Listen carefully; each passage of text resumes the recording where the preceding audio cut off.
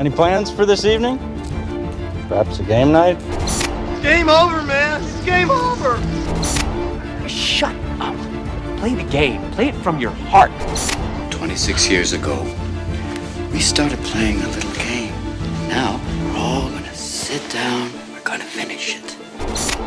And may the odds be ever in your favor. And here we go. Here. Welcome to Dice FOMO Action, where jealousy meets resentfulness and disdain. I'm Matt Cousineau, and I'm fine. I'm totally fine. It's cool. I know you guys went to GenCon and you had a blast. Like, I enjoy, like, honestly, I prefer living vicariously through others. It's just, I think experiencing GenCon through Instagram and YouTube and Facebook, I think is the best way to do it. So, like, I'm good. I'm fine. It seriously costs a lot less your way. So. That's true. That's but I true. will start off by saying you missed out. Yeah. Thanks. Yeah. Rub it in. Go ahead.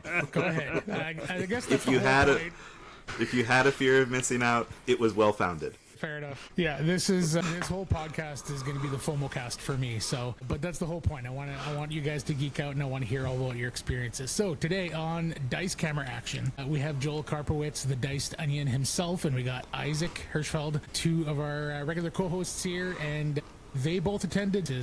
So if you were at GenCon, you'll get to hear about their experiences and how they differ from yours. If you weren't at GenCon, you'll be on the FOMO train with me. So yeah, welcome to the show, guys. How's it going? Good. It's going good. It was a lot of fun. Happy to be here to talk about it. Cool. I mean, I know you guys missed out, but I got the post-GenCon blues. You know, I'm just already like, hey, when are we going to play board game night, guys? Like, I just want to play some more board games. Like, I just My shelf of shame has grown exponentially. 100%. It's true. Cool. So I want to hear about your experiences. Like, we'll go over overall thoughts. I just want to know, like, how things went, how you felt about it, and then, like, get into more details as to what exactly you did, what you played, and really rub that salt in the wound. So, Joel, let's start with you. Maybe how was GenCon for you? It was pretty awesome. So I went there partly working and partly just for my channel and for myself and things like that. So I spent about half of GenCon actually demoing for a company, for Thunderworks Games, which was actually not a bad way to experience GenCon because it allowed me to kind of focus a little bit. It can be pretty overwhelming, I think, otherwise. But it also made me be like, I got to get out there and see all those games. There's so much people are picking up and bringing in and those sorts of things. So it was a ton of fun. And this was my first GenCon. Yeah, cool. And definitely we want to go back, so it was a great time. Awesome. You went with your wife, is that right? Yeah, she loves board game conventions, she loves board game conventions more than she loves board games. Interesting. Which is great because when we get there, she's like all in and she's all about the games and wanting to connect with people and play things, so it's a really great time together for sure. And board game conventions are always great. Like, we've been to enough now that we meet people that we've met at other conventions, at other places, and so making connections is really, really what it's about. So it was super fun. Awesome. Yeah, first GenCon is very overwhelming for sure. Yeah, that was me last year. Isaac, let's hear from you. What were your overall thoughts? Did you have a good time? Yeah, what was your setup? I've worked several GenCons before, and this was the first time I'm like, you know what? And, I ran the booth last year. I kind of was the pinnacle of me working. I was just demoing before, and then last year I did the full event coordinating. I got the full, what it felt like to be behind the scenes in the industry and how to organize that. And you know what? I'm going to reward myself. I'm going to go GenCon as a consumer for the first time. And I was really excited for that because, when you work in the booth, you're laser focused. This is where I am. I got to tunnel everything here, but this time I got to really explore and just see things that I never saw before. I always knew that there was the Lucas Oil Stadium, which is connected to the convention hall. I always knew there was stuff over there, but I'd never been over there before. That was my mission the first day. Like, all right, let's go check this out. And it was just so cool to see how, they're trying to expand this convention every year, add a couple more thousand people, always break that record of the highest attendance. And how do they fit all those people in this finite space is they just have all this connected stuff going on. So I just got to experience a whole side of the convention I've never saw before, and then just on that note, there's Magpie Games. They rented out an entire floor of one of the Marriott. So there's so much to do in this area, and it was just so cool to finally experience and be able to walk around and see all these things that I never saw before. It really takes over the whole downtown. It was like really, I was really impressed by the whole thing last year, which was my first time. Do we know what the final number was in terms of attendance this year? 72, 75, somewhere around there.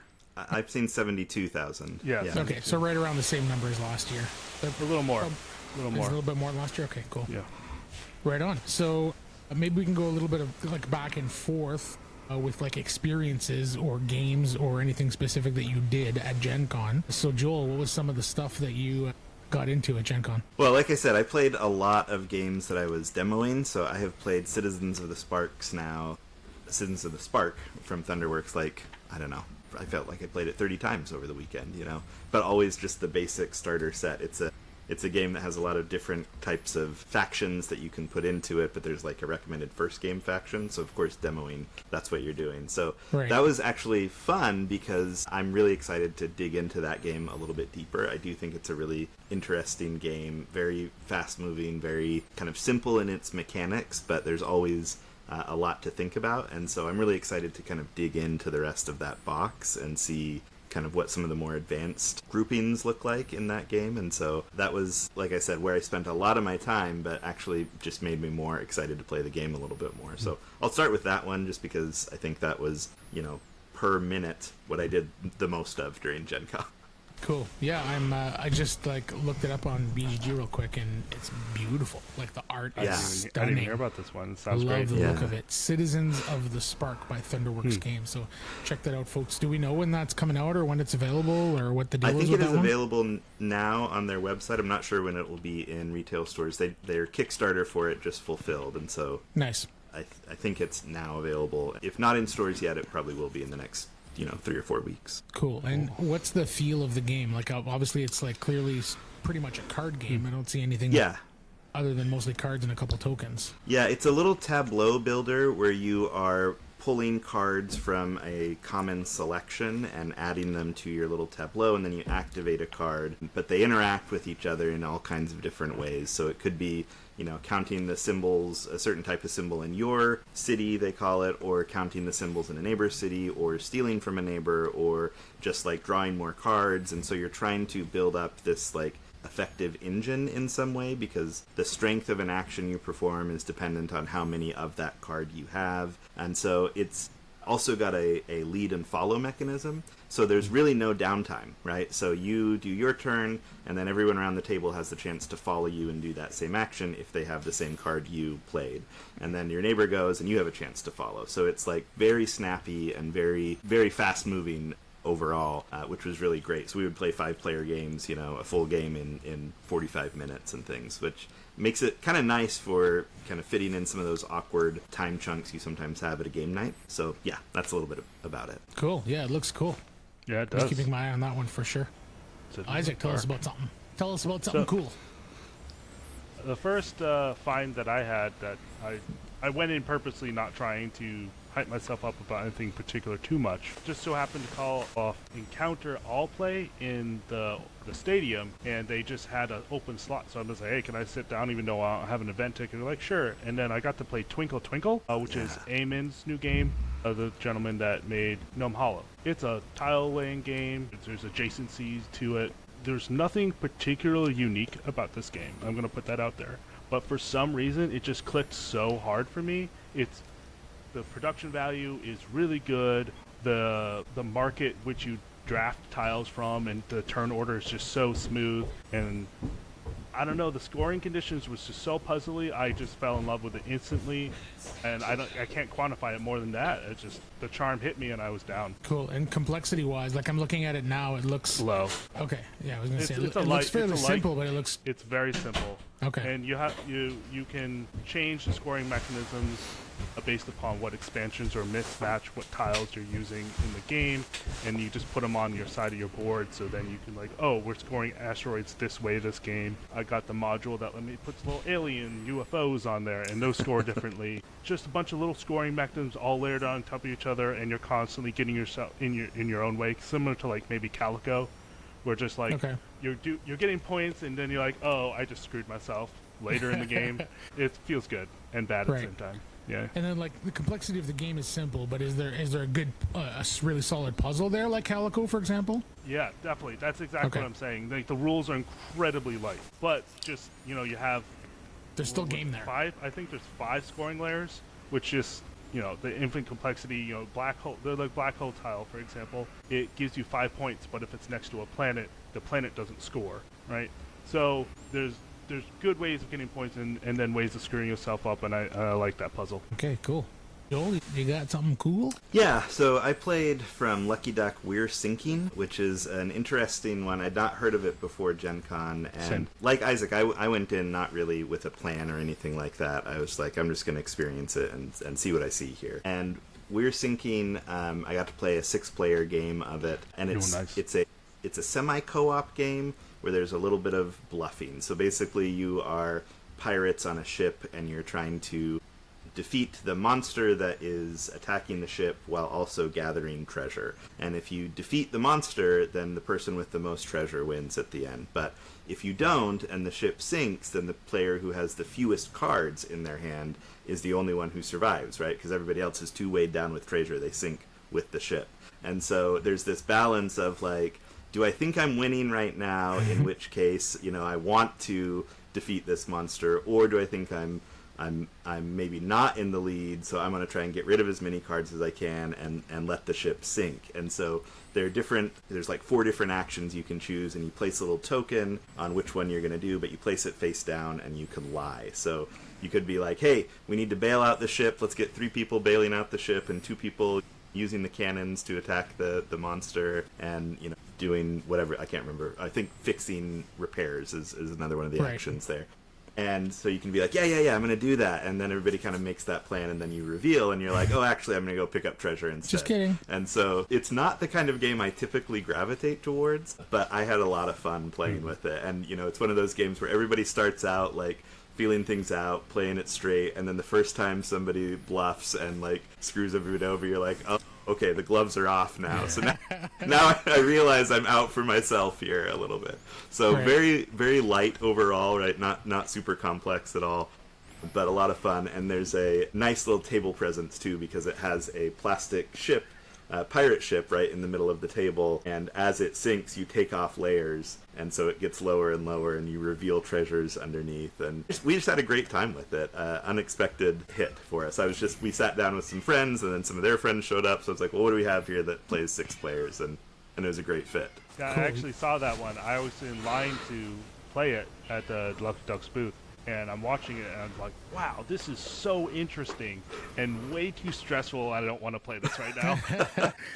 I'm like, this is super cool. I'm going to go do something else. Remind me, Isaac, what section of Gen Con we were at last year? It was like the new... Entrepreneur's Alley. Entrepreneur's Alley. So it's for... Avenue.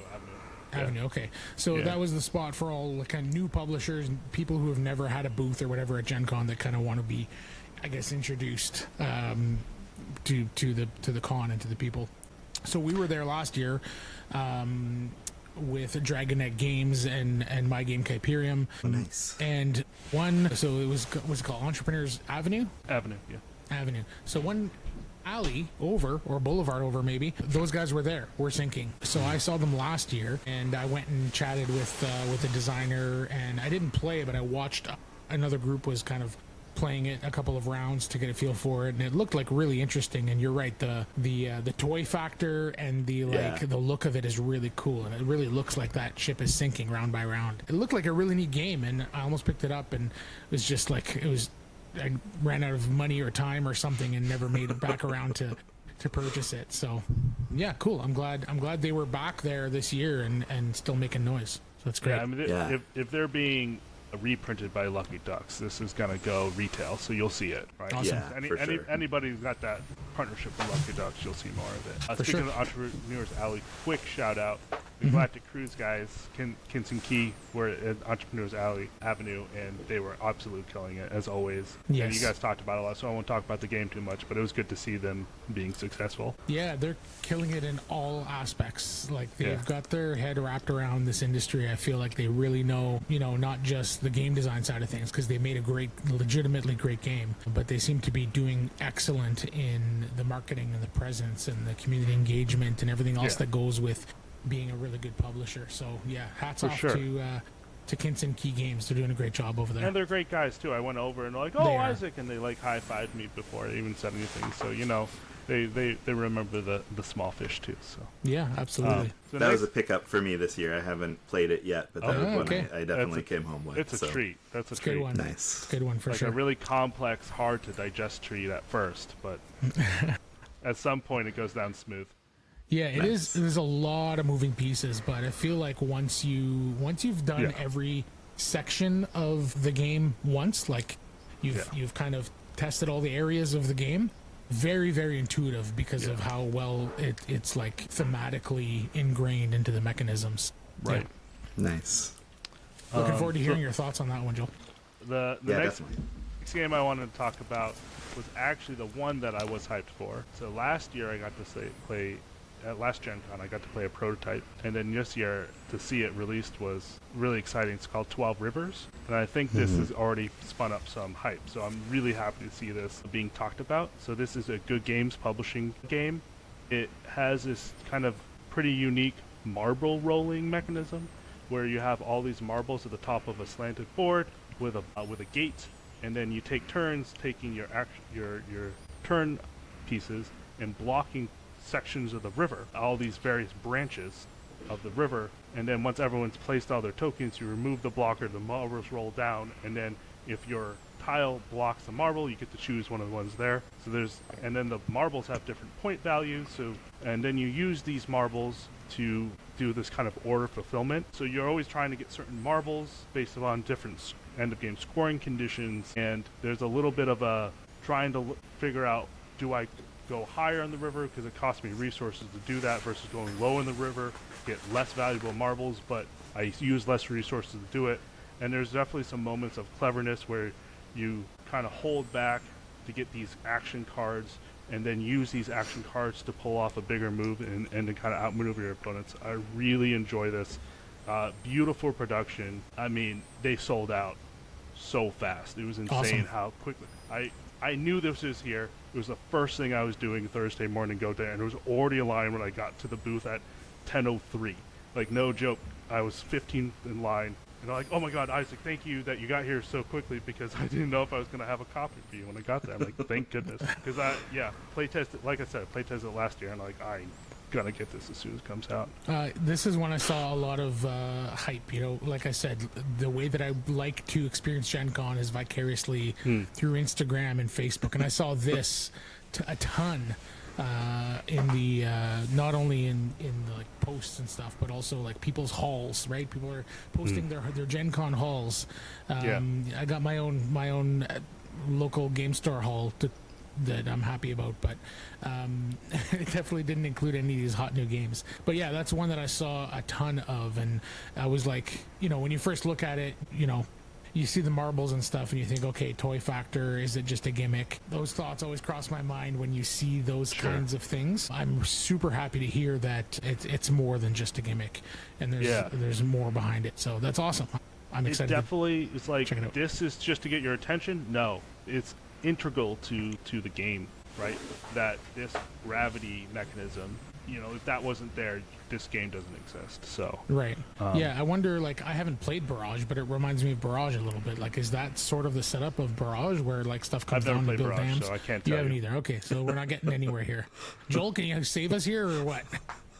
I haven't played either of them. Oh yeah, So. that'd be great podcast hosts. Disregard the whole Barrage thing. Somebody said that to me. Is this like Barrage? And I'm like, okay. I'm gonna guess probably not. This is much lighter. Of course, From my understanding, and not as serious. Yeah. water flowing is the kind of shared, or something flowing down a Yeah. mountain. That's the point of commonality, as far as I know. Yeah, But, yeah. yeah. This one was there. This was very hot for sure. I got to see it, but I did not pick up a copy, unfortunately. So I'm a little jealous, Isaac. So I can have FOMO too. See. There you go. Say I'm a little biased because I did work for Good Games a few years ago at GenCon, so I had it in with the guys, and that's why I got to see the prototype last year, and they told me exactly what to do to make sure I could get a copy.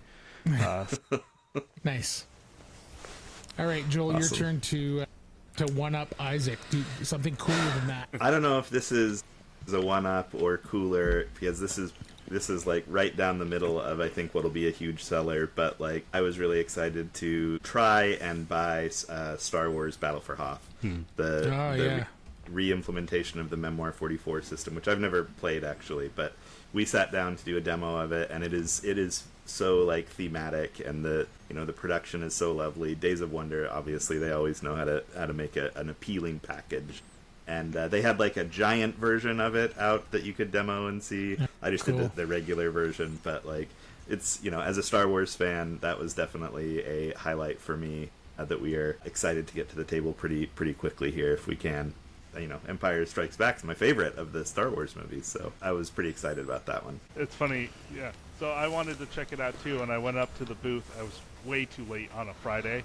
And I went up to the booth. I'm like, "Do you have?" And guy just looked at me, and shook his head. I'm like, "Okay, I guess." Why are you even asking? I didn't even have to finish my sentence. He was like, "No, we don't have any right now." I'm like, "Oh, okay." And I never went back though. Yeah, that'll be available everywhere. Yeah, I mean, of course.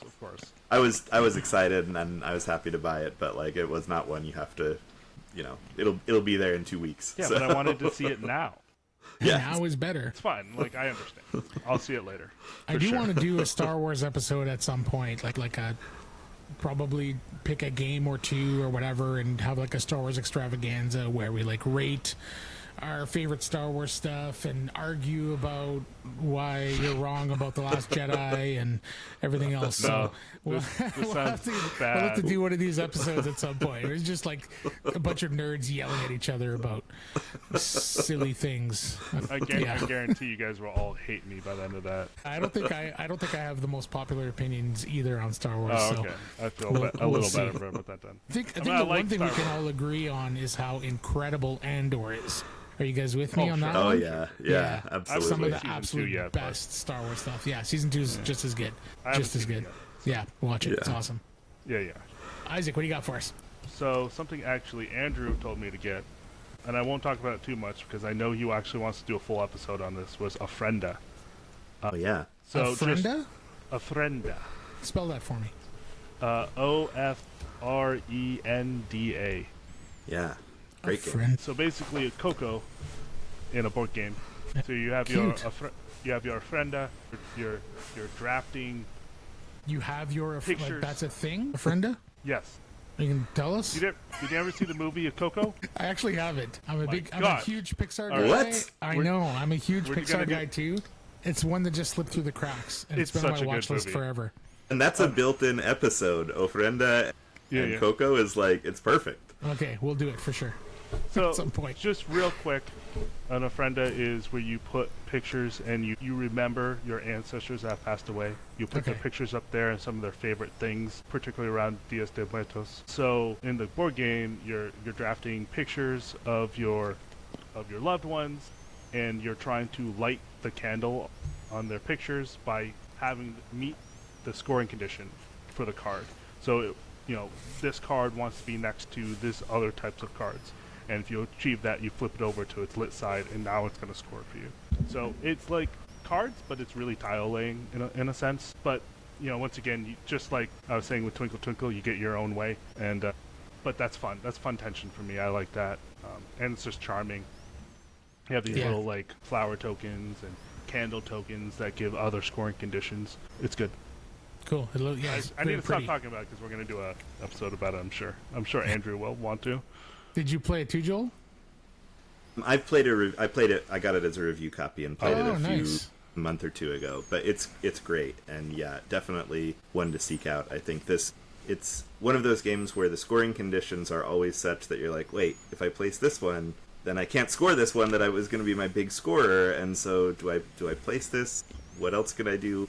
And as you place more cards, because there's a limited number of places cards, your options narrow, and then you curse yourself from the beginning of the game, being like, well, I thought that wouldn't matter, and now it's gonna, drop me 20 points or whatever that I couldn't get now. I really like that. I've introduced that to a couple of people, and it's been a hit every time. Awesome. Yeah. Okay. Do you guys have much more? I don't want to one more I'll mention that I hadn't planned to pick up, and just happened to stop by the booth and talk to the people at DVC Games, who I don't really know. They make small box games, but they are really creative. They're really kind of unique takes on different types of things. And the one I picked up was called Signal, or maybe it's Signals. I'm not sure if it's singular or plural, but it's kind of based on the movie Arrival. Signal, I believe. Signal, okay. Is it a black and white cover? Oh, DVC Yes. Games. Yeah, that's the one. Signal. Yeah. So one player is kind of an alien, and the other players are trying to communicate with them. And so the alien has this card, and on the front side, the other team can see like what we want this final configuration to look like, right? And the alien also has that configuration, but he also has 3 rules that he has to follow on the back of the card. In round 1, you're going to follow rule 1. In round 2, you'll follow rules 1 and 2. And in round 3, you follow rules 1, 2, and 3. And then you have a bunch of different pieces, black and white pieces of various shapes and sizes. So circles, like rods, triangles, squares, different things. And so you have a little white mat that the players just start by putting some pieces on the mat.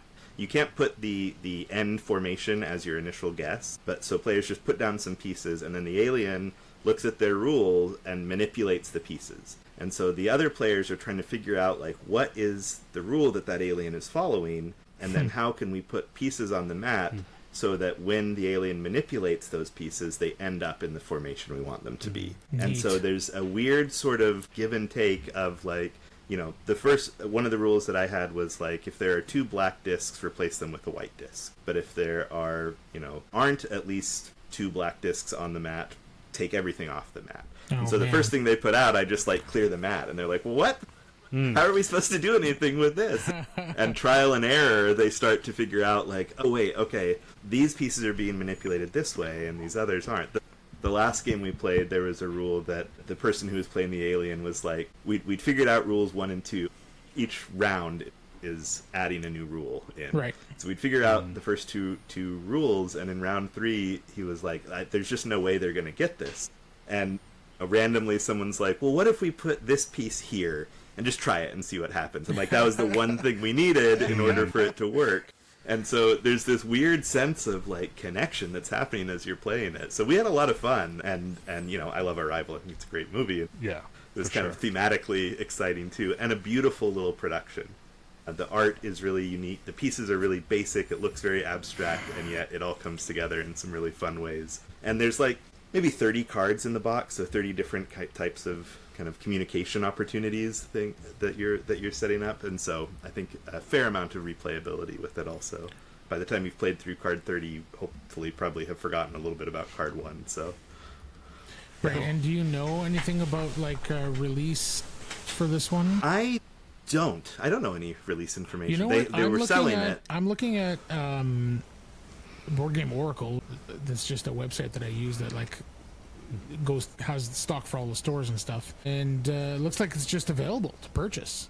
Great. For yeah. $35, $34 Canadian, which is like probably 25 or so US. Yeah. So it looks like it's readily available, which is okay, interesting. That's awesome.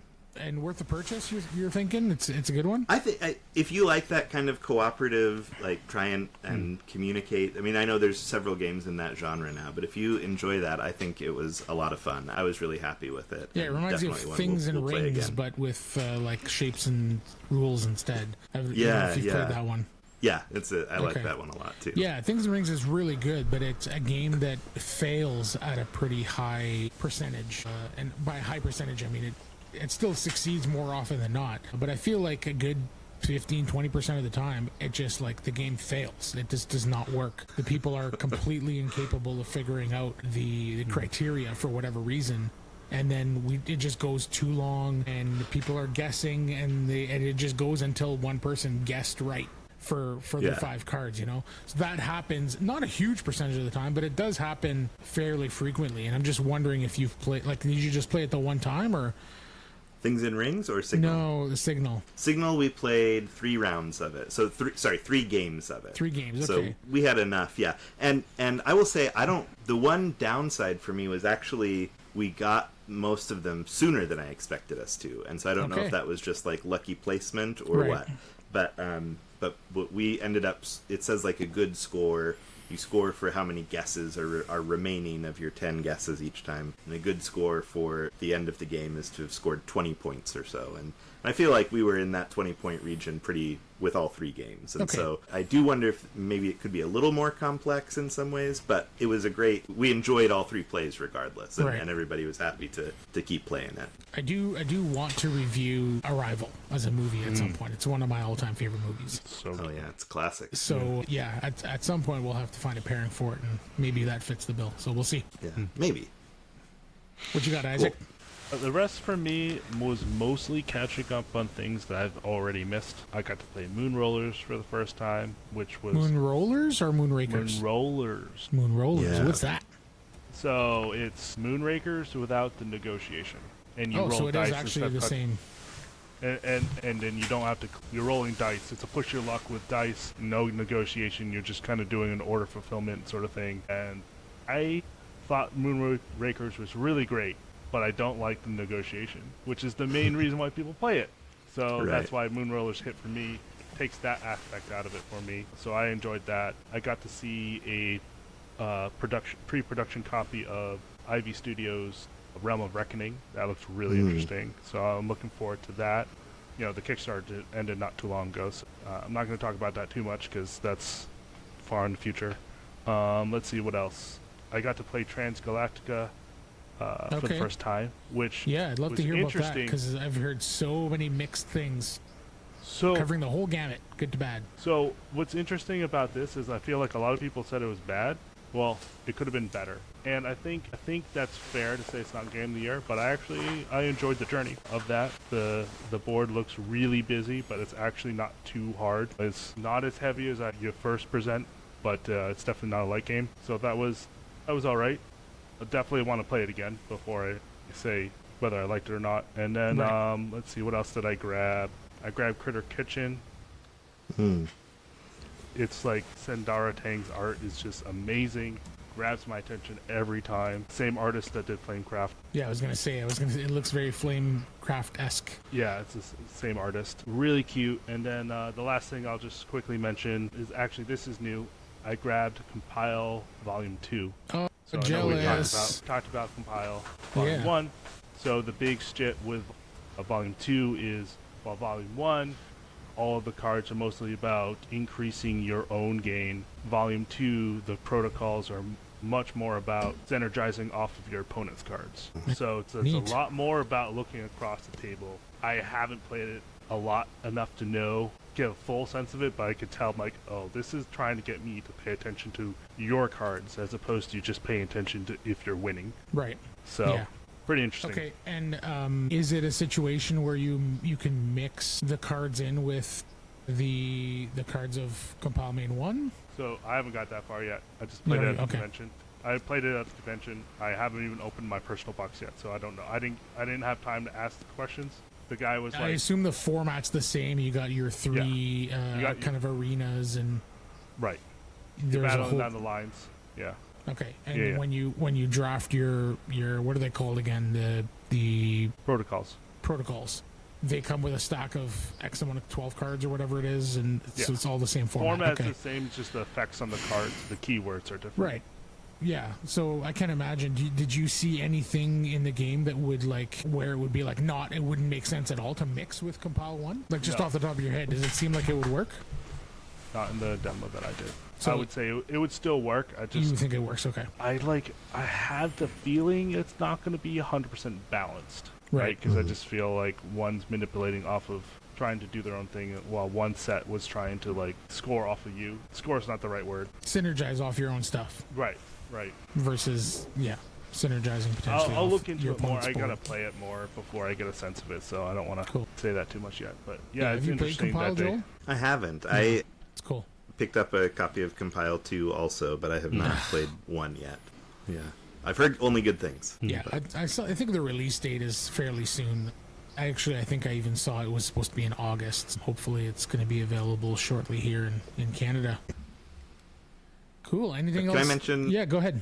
Can I mention one more? Well, I'll quickly, one that I didn't get to see anything about, but was one of the ones that went quickly was Lightning Train from Direwolf. Yeah, that seemed to be very popular. Yeah, so I don't know much about it other than it was a hot ticket. So you guys, I don't know, you may know more than me. But the one I want to talk about, which I had not played before, but I've played a couple times now since Gen, that I wasn't really expecting to be that wowed by, but really like, is Tag Team. It's a 2-player auto battler, so where you're always playing the cards in the same order. But the way it works is there's a bunch of different characters, kind of Dice Throne-esque, right, where the characters operate in slightly different ways. And you pick 2, you can randomly pick 2, or you can do a draft or whatever you want to. You pick 2 of them, that's your tag team. And they're starting cards, you decide the order of them, and then each round you face off, right? And you're playing cards at the same time as your opponent, kind of like a war almost, and effects are all simultaneous. But you shuffle up the decks of these 2 characters, and then between rounds you draw 3 cards and you can place one of them, and you get to decide where to place it in your deck. So the order is always going to be the same, but you're kind of building it as you go, and so you're starting to like figure out how to counter.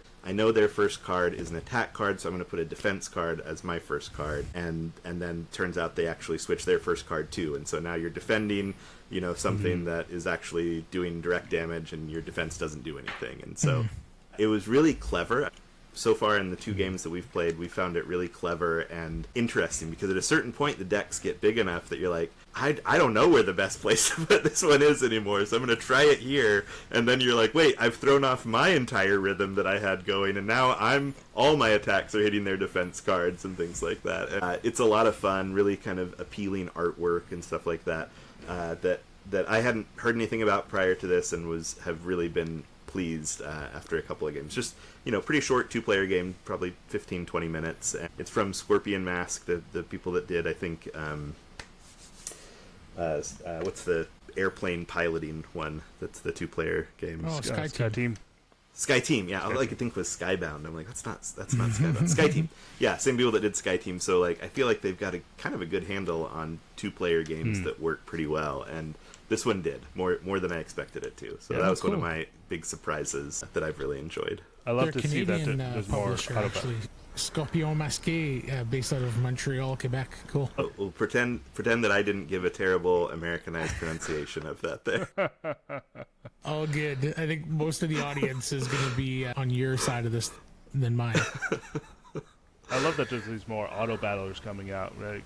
It's been a couple years, but Auto Chess, the video game, came out. I feel like I'm super started silly here, but what does that even mean? What did you call it? Auto battle? Auto battler. What does that mean? So you wanna explain that, Joel? Well, I don't know that I'm an expert, but my understanding is basically like you're in some form you're putting your deck in an order, and then that order isn't going to necessarily change significantly after that. You can, like in this version, you're adding a card. I'm trying to remember.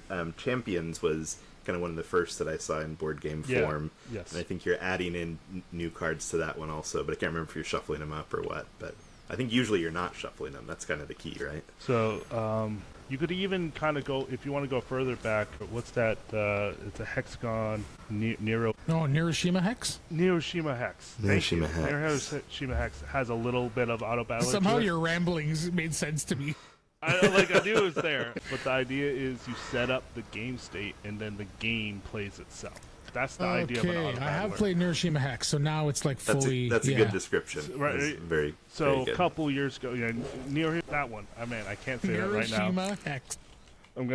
We're gonna ignore that for now. I'm not editing any of this out, by the way. Great. The thing that Matt said. But there's been a lot of video games.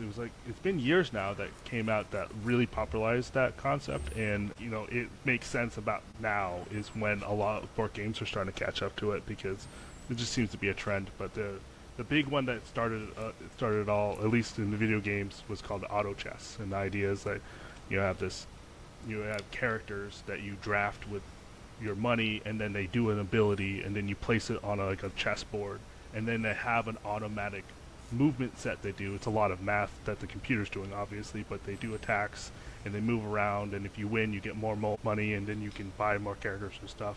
But then, like, depending upon how you set up on the board, you may win one round, and if the person is smart enough, they may move their characters around, put the defensive people in different spots, and then suddenly you lose to them the next round because they just set things up a little bit differently, and you set it up and then you just see what happens. And I love that concept. It's hard to do in a board game, and it's really interesting when somebody does it right. Yeah. There's almost a little bit of that in 12 Rivers, right? Like, you're doing all this stuff and you're prepping and you're placing all the things, and then you pull the thing and see what happens. There's a little bit of that DNA in that kind of game too, I guess. Yeah, if you're a scrub at that game, if you're good, you're like, bam, that's mine. And you're like, oh yeah. So. Cool. Okay, so one final question for each of you. What was your favorite experience or thing that you did at GenCon? And what is your favorite thing that you brought home from GenCon that you're most excited to dig into? Not all at once. All right. Well, I didn't do a ton of like fancy Gen Con stuff. Like I said, a lot of demo time, and so otherwise it was kind of wandering the hall and just getting together with friends. So it sounds cheesy, but that was my favorite. Just seeing some friends that we don't see very often. You know, we have some friends that we've gotten together with, my wife and I, at several different conventions now, and every time just the chance to see them is honestly a highlight of the show. Right? It's funny. This time they were like, we're gonna look for houses in North Carolina. We're like, you should. We've got built-in, game friends here. This would be perfect and things. So, yeah, that was definitely a highlight for me, I would say. A favorite thing I brought home, I don't know. I mean, there's so much of it still that I need to play a little bit more. It's kind of an orgy of buying and picking up games, and now there's a lot of like discovery here. But I have to say, I just did the unboxing reboxing for Galactic Cruise, and that just got me very excited to play that game. What a beautiful production that is. It's so pretty. Yeah, love it. So I'm excited about that one. Cool. Isaac? I think it's hard to pick one thing, but I gotta mirror what Joel's saying a little bit more. Just Gen Con is such a big thing that everybody goes to. It's so good to see all these people. Everybody goes. Yeah. All the cool people. Anyone worth knowing goes. Everybody that can't pronounce that Nero Hex game. And, it's all these people that, I've play tested with or whatever in virtual space for so long, get to see them. Got to see Andrew. Nice. Otherwise I don't see him. I got to see, my family get to come with me this time, so it was really good. Yeah, I saw that. Get them into that space that I've been for years that they never got to see. So that was really cool to show them that. And then the pierogi truck. There's a truck that sells pierogies, and it's so good. Did you guys do island noodles this year? We did island so noodles. Good. I didn't do it. Yeah, I did it was tell pretty everyone, tasty. I told all my family they needed to do it because you have to do it once. It's a rite of passage. Yeah. But then a small little selfish thing for me that I'm really just excited about was I did pitch one of my card games to some publishers, and one of them took a prototype. Oh, nice. But he said, congrats. I That's awesome. know. I'm too excited for this because he's like, there's a lot of ifs. Yeah, and always. Here's your laundry list, and I'm excited to get into the laundry and see how I can implement those ideas into the game, and then hopefully that then shapes into a thing that they really want to look at more. Very cool. That's super cool. Actually, cool. Matt, And you play tested an earlier version of it, so yeah, I'm curious to see I'm a fan. I got some let me know what ideas. publisher, because I got to buy a copy. Don't say that yet. We're not there yet. Okay. Not even close. Not even close. It was.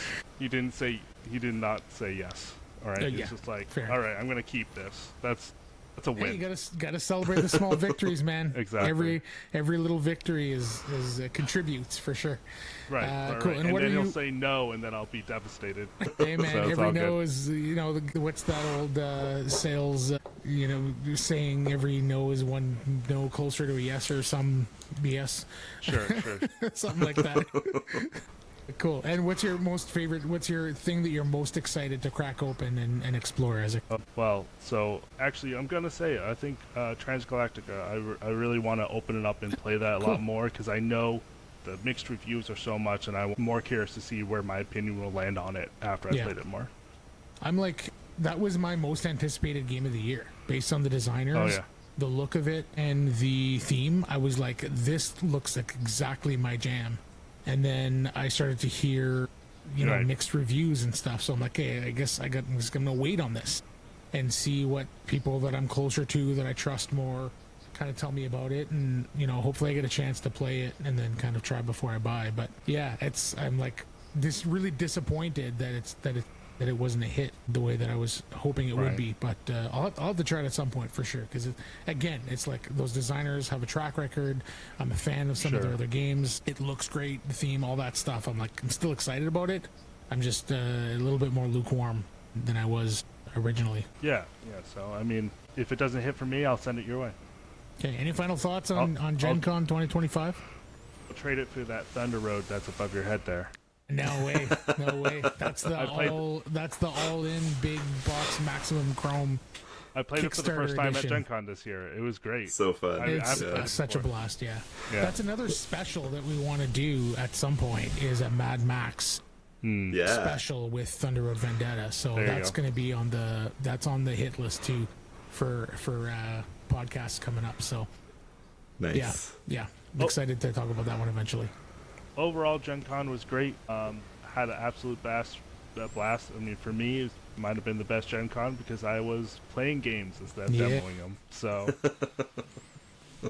how about you, Joe? It was my first GenCon, and like I said at the start, and I'm excited to go back. And I had a little bit of trepidation going in because I was like, man, that's a lot of people, and are we going to be able to kind of make our way? And it if you're in that vendor hall, it is overwhelming. There is a crush of people. It seems like that you're trying to work your way through, but it's worth it for the crush, right? I mean, there's so much to see and to do there. And I know it has kind of a reputation of you have to go and like buy all the new games and spend a lot of money, but I really don't think you have to. You can just go and like go to the demo areas, go to Lucas Oil and find games that you can get into, and it is still just an amazing experience. I really do love conventions just to be, with our people, right? Everybody there is excited to be there and wants to learn and wants to play games and is so friendly. Like, I don't know. It's great. Yeah. I can't wait to go back. The culture of the board game people is like excellent in my opinion. Yeah. There's always the bad eggs, but in general, for the most part, people are so welcoming and so open and so accepting to every community. It doesn't matter any of your background, you're one of us, one of us. That's what it is, and it's fun to soak in that when you go to these things. Absolutely. There's a few things I forgot to mention. I feel terrible. No, go for it. Do we have time? Yeah, right. we got it. I need to first off of what Joel said. You don't have to go into vendor hall and buy a billion things. Actually, something my wife and I did, and one of our friends, we did swashbuckling. So they just have a whole myriad of events that you can sign up for and do. So it can be board game adjacent. Doesn't have to be board games. But we pretended to be pirates and we swung swords at each other. It was amazing. Like that's just I've never done that before. And we were doing choreography dances. She wasn't stepping right, so she, almost stabbed me a few times. But it was great. It was so much fun. So yeah, there's a lot to do other than just buying board games. Yeah, for sure. Other thing I forgot to mention is, so Play to Z is going to be releasing this game called Twisted Trumpets. Oh yeah, I've heard of that one. Bias here. I did game development work for that. It's my first game development credit, so I'm really excited about that. My name is in the rulebook as development, so very really cool. Happy about that. And I got to play it in real life for the first time. And so that's such a cool feeling. They had it in not the main exhibit hall, it's the hall next to it where they just have huge tables full of board games that you can just try out, and I got to play that for the first time, and it just felt so good to feel the pieces for the first time because I played it on virtually for 3 years now, so that was pretty cool. All right, that's awesome. I'm done. I'm looking at I was flying through every time we mention a game here, I'm just like going on BGG and looking at the images of the game, and I came across an event with the designer and some goofball all dressed up in old like French medieval times or something. Looks a lot like you, Isaac. So I guess I'll have to share that on the video feed here if you guys are watching. That's definitely not me. Definitely it's not you. Alternate universe Isaac that was born in Renaissance France. Yeah, just some guy that looks sort of like you. Yeah. Yeah, that's a whole story. But Matt had originally planned to self-publish, and he knows that I'm not afraid to get myself out there. So he's like, why don't you just tell people to play my game? I'm like, yeah, but what if I'm dressed like a trumpeter and I have a trumpet and I just blow it at people and annoy them? He's like, wait, that's amazing. So I did that until I got in so much trouble they told me I had to stop blowing the trumpet. Yeah, that sounds about right. I guarantee every person that went to TantrumCon that year, though, remembers how annoying I was. Well, if you're watching the video of this, there'll be a reminder right on your screen here of exactly what that looked like. Amazing. Yeah. Okay. Well, this has been, what did I call it earlier? I want to make the Dice FOMO Action podcast, where jealousy meets resentfulness and disdain. I had to write that down. I'm like, I want to say this silly thing. Love it. This was fun. Thanks, guys, for doing this. And thanks for infusing me with some more FOMO. Is GenCon like a thing where you're like, because Isaac, you've been there quite a few times recently, but is this a thing that you're going to do every year one way or another? And same question for you, Joel, because I think especially after going last year and then missing this year, I feel like I'm going to try to go as much as possible every year. I love conventions. I would live there if I could. So you're going to try to go for sure. Okay. Yeah, I'm going to. Joel, you too? I think we'll try it. We talked when we were driving back home. It's a long drive for us, so we were talking when we were driving back home about maybe we alternate Origins and GenCon. Sure. We're teachers, so some are kickoff, some are ending. But definitely, we're definitely not done with conventions for sure. And cool. The big ones are super fun in a way that the little ones are fun in their own way too. But like those big ones, there's something about it. So yeah, it's pretty great. Awesome. Thanks for doing this, guys. This is fun, and we'll talk soon. All right. Thanks Matt. For listening, Cheers. everyone.